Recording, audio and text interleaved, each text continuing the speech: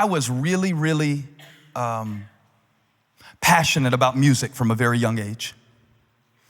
When I became a pastor, I decided probably I wouldn't do music anymore. And then I ended up being the worship leader for the first part of the church. But then when I quit playing music, I felt like I was done writing songs. This has been about a decade ago, but something started stirring in me, and I would start sending Chris little song ideas every once in a while, but I would hum them into my phone, but I was too embarrassed to really sing them. So I walk around the house mumbling stuff into my phone. And one day I'd try to get away from people when I did it because it was kind of embarrassing. Because I really felt like this probably isn't very good, but I would mumble in my phone. One day Holly walks in when I'm mumbling in the phone, and she goes, "What are you doing?" And she laughs.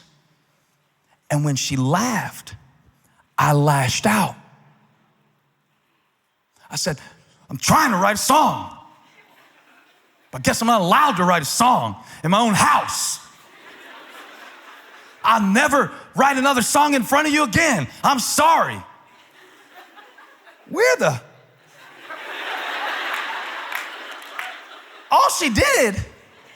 All she said was, "What are you doing?" And if I had really been singing, she wouldn't have had to ask, because she would have seen you're singing. But I was too scared to really sing because there was something I had stuffed and suppressed that I dreamed of doing. Now, when she walks by and asks me about the thing that I'm trying to stuff, I lash out because I think that her laughter is aimed against me. Now, I realized about myself that in this specific instance, I would rather make Holly my foe than to deal with my fear. I'm trying to break this Leviathan thing down. Because, I preach about Leviathan, you picture a flying dragon. Leviathan is your temper tantrums. Leviathan is your sharp cutting words.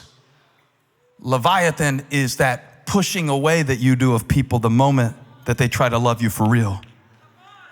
Leviathan is that thing that grabs you and it's pulling you down, but it kind of comforts you because it feels like warmth. Leviathan. I'm not talking about the devil. I'm talking about the way that Leviathan manifests in your life. And in my life, I had to admit that my wife, who God sent to be my greatest partner, was being treated like my opponent because of my own immaturity. And the Lord spoke something to me. He said, "You would rather invent an enemy than deal with your insecurity.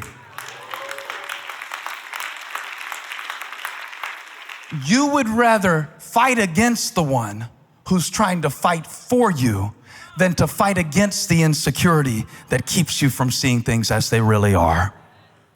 I'm talking about my Leviathan.